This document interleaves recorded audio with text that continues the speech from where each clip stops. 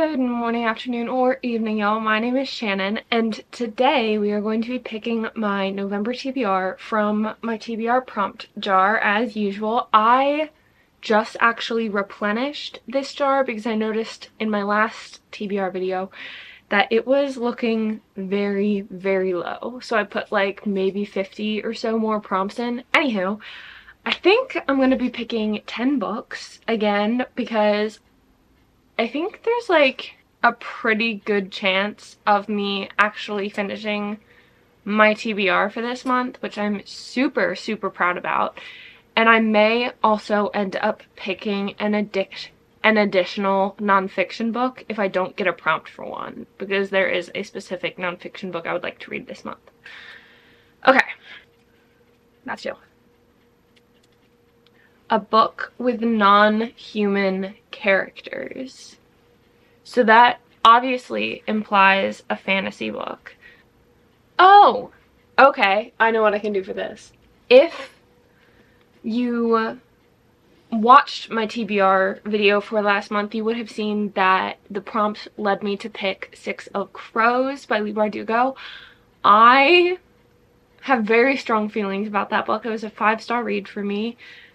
I'm going to save my full thoughts for my October reading wrap up, but I am successfully able to pick Crooked Kingdom with this prompt because of the Grisha in it. I'm so excited to read this. I was hoping the prompts would lead me to this book, and I'm actually hoping the prompts lead me in several different ways this month because there are several series I want to continue and or finish. Anywho, Six of Crows, if you are unaware, is about basically a huge heist that Kaz Brecker has been offered an enormous financial reward to complete, and so he gets this whole gang of people together in order to pull off the heist. It's very intense. My anxiety was through the roof. I loved it so much. There are so many oh my gosh, it's an outstanding book, and this is the continuation from what happens at the end of the last one. I'm so excited to read this. I'm so happy that I get to put this on my TBR for this month. Next one. The last book you bought. Okay, so this actually works with the nonfiction prompt I was hoping to get. The last book I purchased was 101 Essays That Will Change the Way You Think. I have heard good things about other of her nonfiction books, like The Mountain Is You, and specifically I've heard a lot of good things about this book as well, but I feel like I have just been in a slump the past couple months. Well, I mean, I was in a book slump, I'm not anymore, but just in life, I think I've just been feeling out of it, and I've just kind of been coasting through, which isn't really the way I would like to go about my life, so I'm trying to get my life together, and I thought this book might be good at assisting me in that. So yeah, the next prompt. A book more than 100 years old. Perfect. I was hoping I would be able to pick a classic for this month. I could always just reread Pride and Prejudice, but I don't think that's what I want to do. This is an ambitious pick of me, but I think I would really, really love to try and read Little Women by Louisa May Alcott. I sincerely hope you have all heard of this story before. This book is about 4 sisters and just them navigating through life. If I had to pick a main character, I would say it is Jo. She is not the oldest, I think she's the second oldest, but she is the ambitious, I want to be a writer very against the times sister, and it follows her and her sisters through, I think, Civil War era. Yes, her father joins the Union Army as a chaplain, and so her and her sisters have to help to keep their mother and their household like afloat pretty much. And I've been in love with Greta Gerwig's movie adaptation of this movie for forever. It is where I fell in love with Florence Pugh. I'm so excited to read this, and I'm also, I mean, this might get me some hate. I am an Amy stan till the day I die.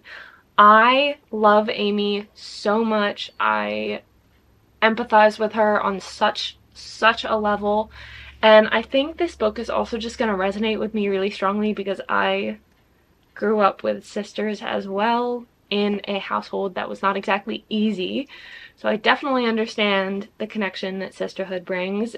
This will be my second classic I've ever read in my adult life. My first was Pride and Prejudice. I rated it 6 stars, and that was what made me want to get more into classics.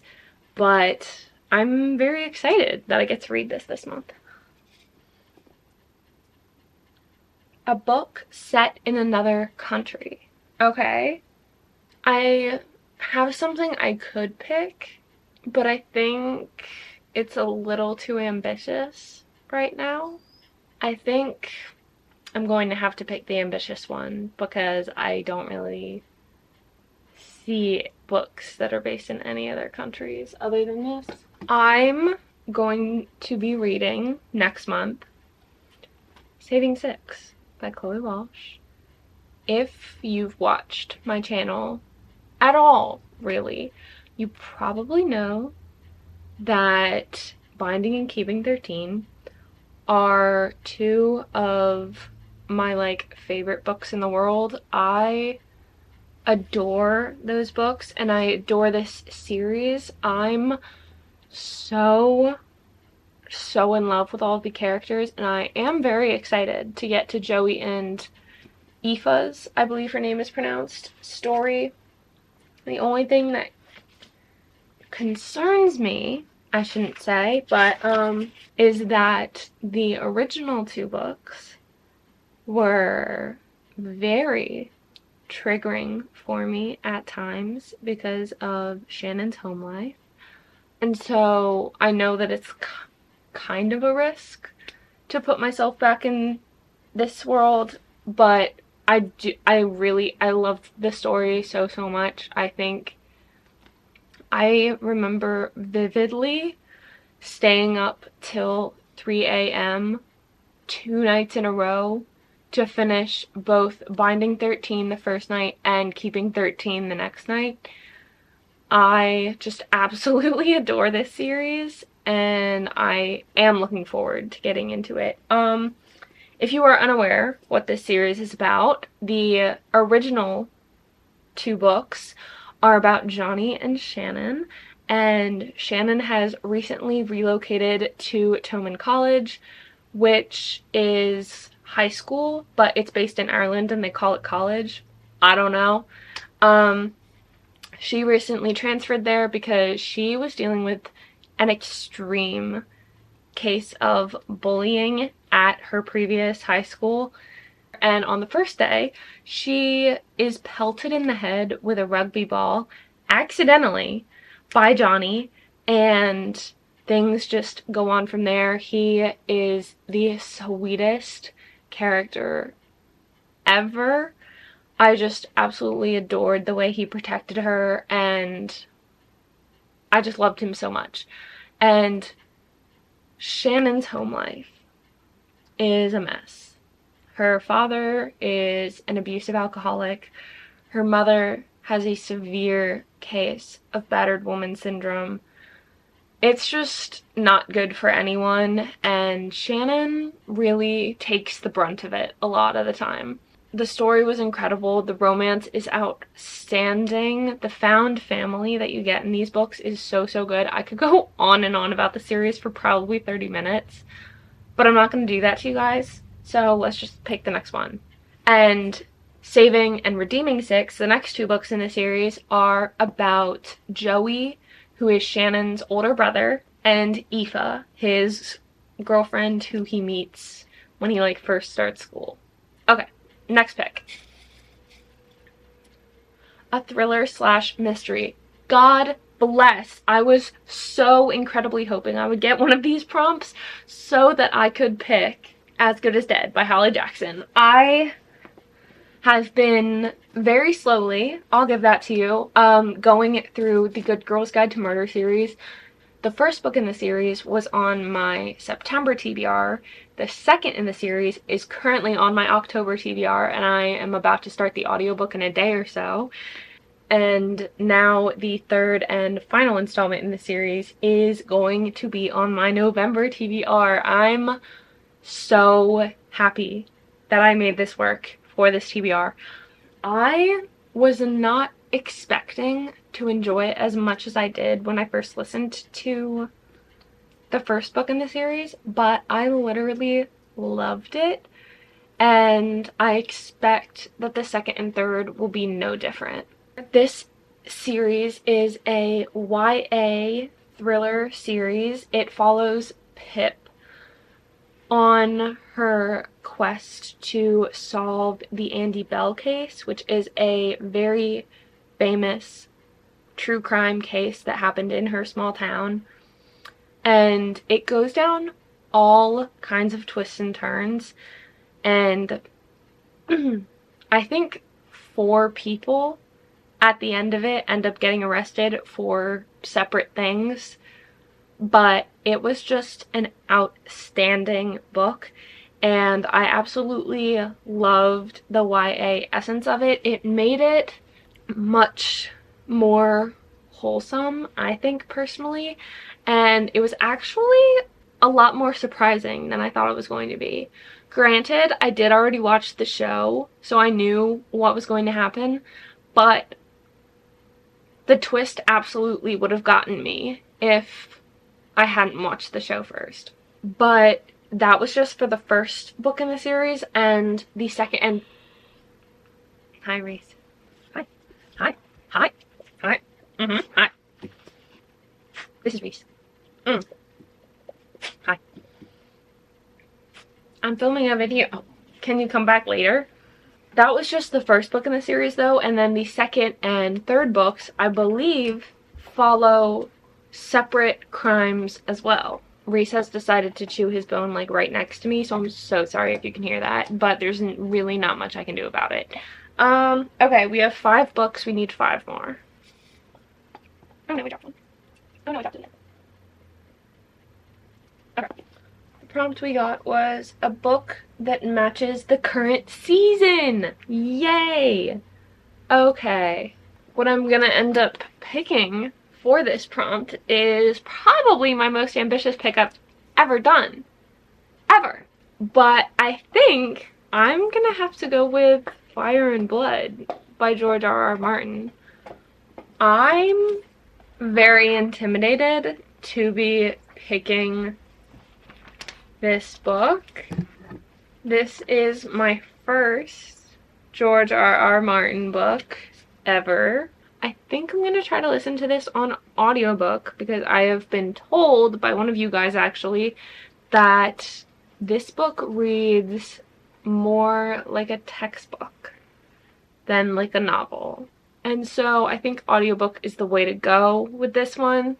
If you're unaware, this book is the book that follows the House of the Dragon storyline from that TV show. I'm a little intimidated, but I think the audiobook will help with that. A yellow cover. Let's see if I can find one. I think I'm gonna choose Conversations with Friends by Sally Rooney.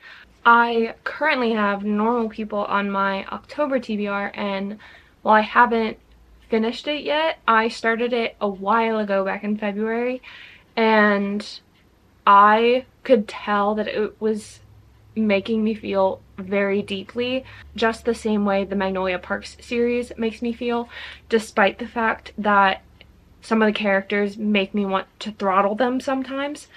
I'm not really sure what it's about exactly.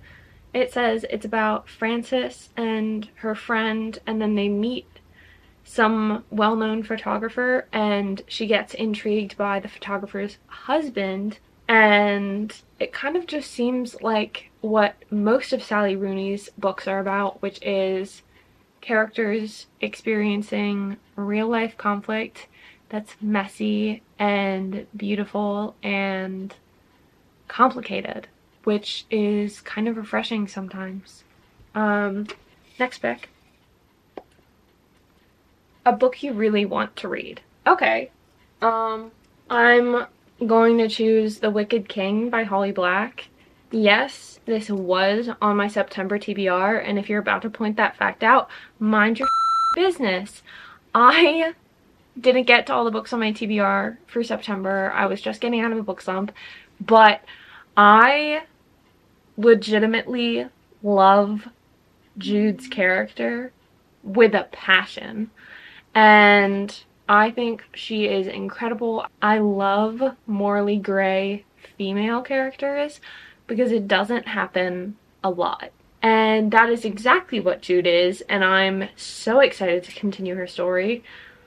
The first book in this series is obviously about Jude, who, when she was a child, her parents were slaughtered, and she was taken into the Fae world to live there for the rest of her life. And then as she is growing up, she is being trained by her now father, kind of like a stepfather figure kind of thing. And he trains her to basically become a soldier. And there is someone in her class, Carden, who really does not like her.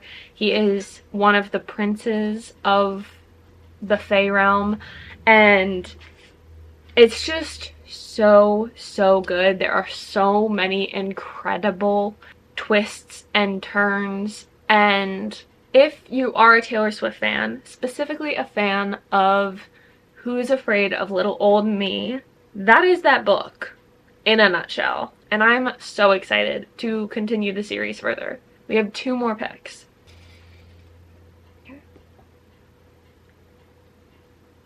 An author you've never read.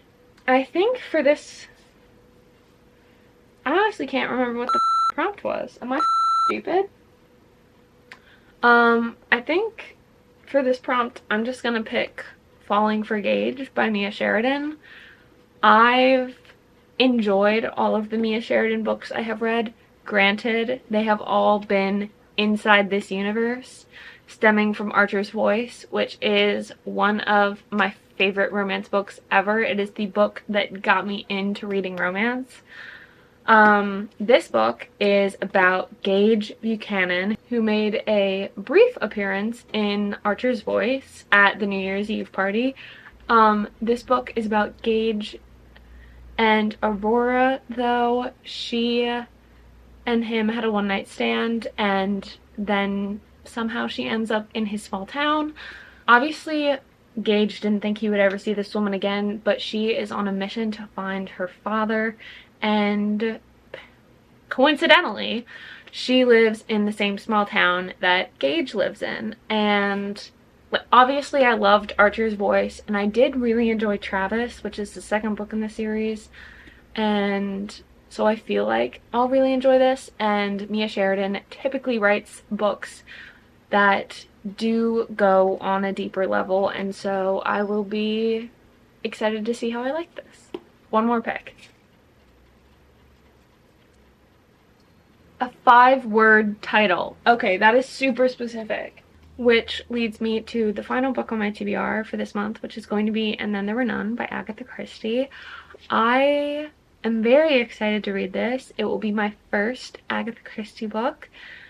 It is I'm pretty sure this is like her most famed novel, but it is about a group of 10 strangers who end up on this island at a party, and they kind of just keep getting picked off. They each have a bunch of secrets and all the things that a classic murder mystery needs. Obviously, this book was published a long time ago, so it is likely that a lot of more modern thrillers are taking hints from this among her other books, and I'm very, very excited to see where they kind of stem from. I don't know. I'm very excited to read this. We have a very well-rounded TBR for this month. We have 2 thrillers, 3 romance books, a classic, a literary fiction, 3 fantasy books, and a nonfiction. I'm very, very excited at the prospect of all of this TBR. I think it's going to be an excellent reading month, especially if I can actually get all of them read. With that being said, I sincerely hope you guys are having an absolutely extraordinary morning, afternoon, or evening wherever you are in the world. All of my social medias are linked down below for you guys, and I will see you guys in my next video. Bye.